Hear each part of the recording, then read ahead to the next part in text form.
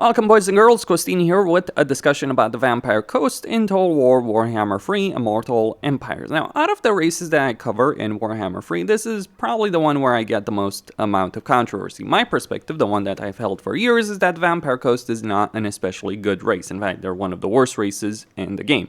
But people are like, well, don't you like a Necrofix Colossi Doomstack? To which I reply, no, I don't, because it's vulnerable to artillery, it's vulnerable to range, melee units with anti-large will destroy it, hell, even cavalry units with anti-large will do pretty well against it. And if your argument is that, well, you can recruit them fast and cheap, well, there's plenty of cheap units you can get as the Vampire Coast. See, the Vampire Coast does have certain benefits with Legendary Lords and Noctilus and a couple of armies in their campaigns, but it has more to do with the armies themselves and the kind of benefits they have as opposed to any particular unit. If you really want to talk about the Doomstack, Depth Guard is a much better unit. Almost just as cheap as Necrofix Colossi in this case, and substantially better in actual combat. Better armor, frenzy ability, like these guys will tear through most other units in combat. They aren't recruited in one turn, however, so I understand the frustration, but let's just say that the Vampire Coast does have a lot of issues. That local recruitment capacity is fucking crazy. The thing about Vampire Coast is there are all kinds of benefits you can get with them that makes it seem they're much better as a race. Because, like, having this kind of local recruitment capacity for a Horde army is freaking ridiculous, let's put it bluntly. But there are also substantial issues. And if you think this is power, no. Having an army like this is not power. You know what power actually looks like in a campaign? It's having another army like this. An army over here. Another army over here. Another army over here. Another army over here. It's not having one good army. It is having, in this case, 7 freaking armies that might as well be, well, not quite Doomstacks, but still pretty good competent armies. But even though I have achieved that level of success in a campaign, and you can, it is in spite of the vampire counts rather than because of how their race actually works from an economic perspective, from a mechanics perspective. The reason you can achieve that level of success is because you can always go to a faction. Let's say, I'm at war with the Stanke over here. I can sell her a settlement, or maybe not the Petrified Forest. I can sell her a settlement, get the peace agreement, get tons and tons of money. It is abusing AI cheats to get money that you don't have and you can't gain otherwise in order to make your economy work. That is how the Vampire Coast works. But they're not special in this role. In fact, they actually work worse than most other races that rely on this particular playstyle. Like Khorne can rely on this playstyle, but Khorne doesn't need it. When you look at the Vampire Coast, you might think that it's about their looting and sacking income. But to put it plainly, their looting and sacking income is not really that great, because they don't really have that many benefits to really increase their looting and sacking income benefits. Like, if we look at a campaign situation, you can get a bunch of upkeep benefits, but you can only get, like, plus 12 income from sacking and looting settlements. You can also get some post-battle loot over here, but it's not going to compare to someone like the Skaven, or someone like the Greenskins, or someone like the Ogres, even, or someone like Khorne. Someone like Khorne can make tens of thousands of gold fairly quickly in a campaign by just sacking and looting settlements. You don't have that kind of luxury in a Vampire Coast campaign, because your amount that you're earning from looting and sacking settlements is not really going to be that fantastic. In fact, I'll just show it right here. So this is a tier 3 settlement, and if I teleport this army to the settlement, right, and we look at how much money we're going to get, like, just I'll resolve that very quickly, we can see that it's only 5,000. Let me tell you this, there's races that would earn double, if not more, at this point with an army like this. So that is a problem that the Vampire Coast does have. Their post-battle loot is not great. Their income from sacking and looting settlements is not great.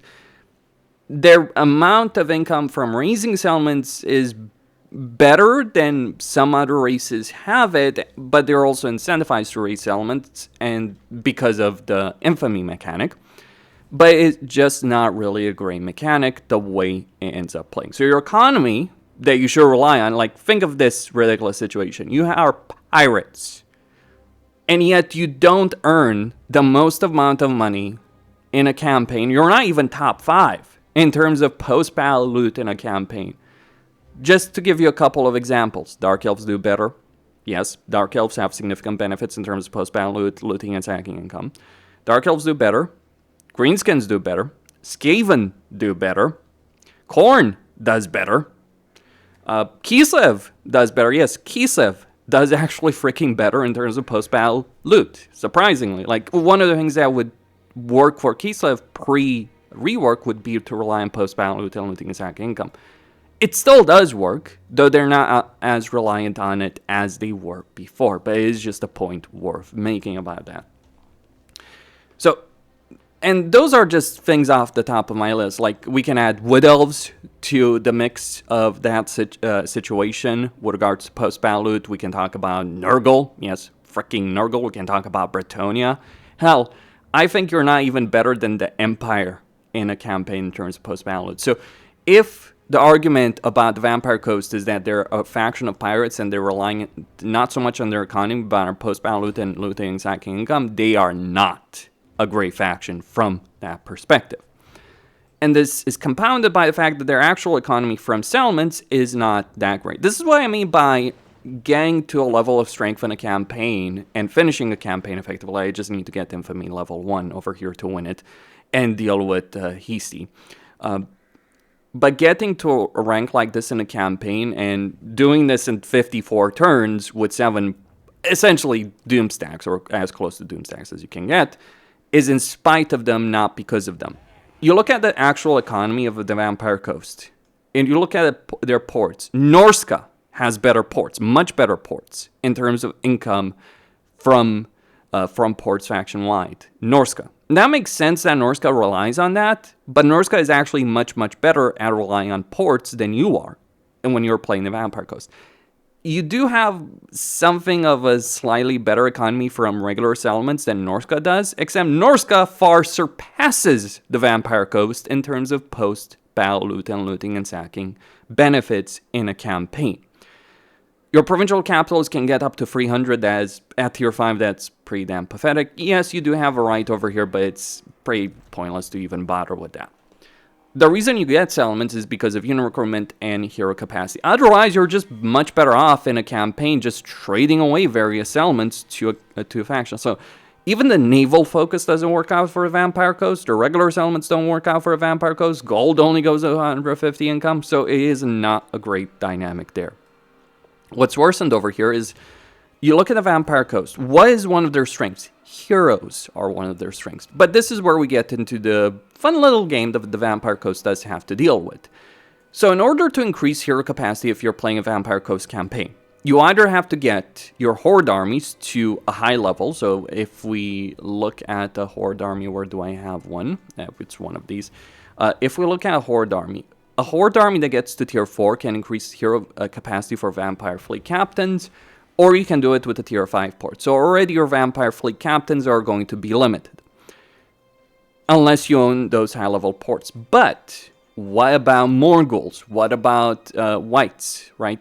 Gunnery Whites. Well, that also has the same problem. You can increase it for Horde armies, or you can increase it for Pirate Coves in a campaign. So if we look over here, there is a structure, the Pirate's Rest, that gives you Lord Growth rank, hero capacity for Mongol Hunters, and Gunnery Whites.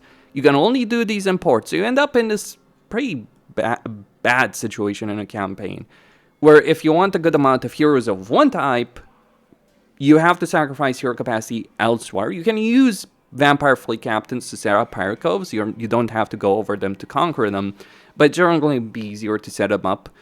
The thing is, when you set up Pirate Coves, it consumes all your movement, so it's not even the same benefit as sacking, because like it's kind of the same situation raising a settlement, but you also aren't raising the settlement. And if you do raise the settlement afterwards, you actually lose the Pirate Cove. So you're leaving settlements alive for the AI, which inherently can be a bad idea. You're not raising them, but you may want to sack them, or you may want to establish a Pirate Cove. To be sure, establishing a Pirate Cove does give you some money, but you're probably going to be better off taking the settlement and selling it to another faction if you really want money. So it's that kind of dynamic. It's not just even a bad dynamic from the perspective of like income versus, Pirate Coves. It's also a bad dynamic because you're sacrificing one hero type for 2 others. it generally works out, but it isn't a great situation to deal with. Another thing to point out with regards to the Vampire Coast is their Raised Dead mechanic. Raised Dead is a fantastic mechanic for the Vampire counts, and it's one of the things that actually makes them work really well in a campaign, because you can get all kinds of units across the entire tier list available for Raised Dead. You don't have that kind of flexibility in a Vampire Coast campaign. Because if you look at the units over here, these are not really good units. You're rarely going to get even a unit of artillery to show up over here for the Raised Dead mechanic, let alone multiple units of artillery. You'll get a bunch of units, sure, but they're pretty bad units. Like, even in my capital over here, you can see what kind of units I can use for Raised Dead. And there's pretty much no situation which is better, unlike the Vampire counts. Like, even here, where there were several major battles, like, it takes a situation like this to even get something better, but even then you're missing depth guard, you're missing a bunch of higher tier units, and it's only like one cannon, one mortar over here. So even this is not a great Raised Dead situation. And Ikagla and Belegar have been going after each other's throats for quite a few turns in this campaign without a clear winner. Scrag controlled, by the way, the coast. That's why, like, I'm at war with Ikagla, though I was previously. I think Ikagla is going to be wiped out. But it gives you an idea. So Raised Dead is not great. Hero capacity is not great. Heroes themselves are strong, but you have severe limitations in getting them. And yeah, it's only like a situation like this, where it's like the end times type situation of how many armies were roaming around here between Rapunzel and Archon, that you actually can get something like Depth Guard. And it's not a great dynamic with Raised Dead. So the Lords and Heroes are powerful, but one, you don't have the economy to maintain a lot of armies, despite all the kind of upkeep benefits you can get with some of these armies, but it requires a fairly high level settlement. Skill line benefit, so you need to get this skill line over here, you need to get the Black Flag skill line, and then you can maintain units for a more reasonable amount, but even then, you don't even have the economy for that. So you lack the economy, you're lacking in terms of hero capacity, and you won't be able to maintain a lot of armies unless you're abusing a lot of region trading. And even then, you're going to run out of money very, very quickly. Like, it's been touch and go throughout this entire campaign with that. Speaking about region trading, one of the things that you might think would be great would be alliances for the Vampire Coast. The problem is it doesn't really work out either from that perspective. The reason it doesn't work out is you're actually missing one of the things that makes Vampire Counts and even Tomb Kings work very well, which is vassalization for diplomacy. You don't have that as the Vampire Coast. Maybe you should, maybe you shouldn't, but you do lack it, and because of that, your campaigns do end up being second fiddle to both the Tomb Kings and the Vampire Counts. Actually, you're far worse than both of them. I mean, even Norska, if I'm not mistaken, has the ability of vassalizing for diplomacy, and it does help them out quite a bit, so you're missing a lot of those tools. Okay, so you think about, like, economy is not working, hero capacity is not working, recruiting a lot of armies is not working, but you kind of need a lot of armies. At least you need them on paper, not necessarily practical, because a lot of the power that you do have come from these fleet offices. Oh, you want a bunch of vampire fleet captains? You need to get someone in a fleet office. Oh, you want upkeep benefits, loyalty, pirate recruitment capacity, and global recruitment capacity, all these kind of things? You need to have a bunch of freaking lords, 8 in total, in order to fill these offices. Yes, that is as great as it sounds. So you have an office system that doesn't work well with the actual economy and supply line situation that you have to contend with during the course of a campaign. Now, all these are problems, fairly substantial problems, I should add, but it's worsened by the fact a lot of the Vampire Coast roster is now worth a shit. Really, like, forget what's showing up here. Let's take a look at the Vampire Coast roster. You have zombies that are even worse than regular zombies in a Vampire Counts campaign. And zombies are only really worth it with Gors, but you have zombies. Yes, they have the similar stats, a lot of HP and all that, but they're obviously pretty weak. You don't have good line holders. Zombies are not line holders. Zombies are, you throw them at the enemy to distract them while other things kill them. That's how you use them in the Vampire Counts campaign. You're not using zombies to protect artillery in a Vampire Counts campaign. That's kind of what they want you to do, but it doesn't work out. Your missile infantry is like gunpowder focused, and it's some of the worst gunpowder in the game. One, the range is not as good as some other races, and even things like deck gunners, which have the range, they're lacking both the durability and leadership. So you have an army that will disintegrate when its leadership goes very low, and you have an army that's very vulnerable. You don't have any things like Grave Guard. Well, you have Depth Guard, but Depth Guard are significantly more expensive than Grave Guard. Much better in battle, but they're limited. They're tier 4, tier 5 units. So at this point in the campaign, sure, I can afford them. But until you get to that point, you're going to rely on Lords and Heroes to win the battle that have all the limitations that I just mentioned. So your ranged roster is not worth a crap. What about monsters? Well, some things are worth it, not deck droppers. Some things are worth it. Not Necrofix Colossi, not deck droppers. Well, the Regiment of Renown Necrofix Colossi is a fucking amazing unit because it has a flamethrower. The regular one, yeah, it's kind of garbage. I would dare argue that things like Rotting Prometheans are worth it more, but really the only units that are great for the Vampire Coast campaign, except Regiment's Renown, are things like the Mortars, the Carronades, as well as a couple of monsters like Morgul's decent enough, sure, Rotting Prometheans or Promethean with gunner mobs. Those are different. Now you might say, well, they're not really great, but they're meant to distract the enemy and take damage, soak damage, and they can do so. They're also smaller target than Necrofix Colossi, and while they don't have the same HP or damage capability, they will do the role of distracting the enemy while your magic and artillery clears them up. That's the role of these kind of units. Or, you can get the Rotting Leviathan if you want a big single fucking entity that's actually much more durable than a Necrofix Colossi. And immune to flanking. Just the small little things worth saying there. But you only have a handful of units that are worth recruiting in the Vampire Coast campaign. You can win battles because your lords... The reason you win battles comes down to the fact that your lords and heroes are pretty strong. But it's not even that, really. If it was just the Lords and Heroes, you would not win a fucking campaign. The reason you can make it work is you have army abilities through the fleets themselves, as well as a bunch of other benefits, combat benefits through the fleet themselves that does make it work. So you can get things like plus 15 missile strength for Carronades, Mortars, and Queen Bess units. Just as an example. Or kinds of benefits in a campaign that do help you keep maintain relevancy, like unit experience gain per turn, those kind of things. That is what really makes the Vampire Coast worthwhile in any way. The units themselves are awful. The heroes and lords do get the job done, but without the kind of support from the horde armies, it wouldn't be great. But the problem with those horde armies, you can only get 5 of them. You can't confederate the other legendary lords, and you can only get 4 of them through research that requires a good amount of infamy in a campaign. You do have some pretty damn good stuff, like Lord Recruit rank, plus 5, 35% construction time. Not sure why I was researching that, whatever. I just kind of stopped caring once I got converted, the various Vampire Lords and Casualty Replenishment, just stopped giving a shit about it, really.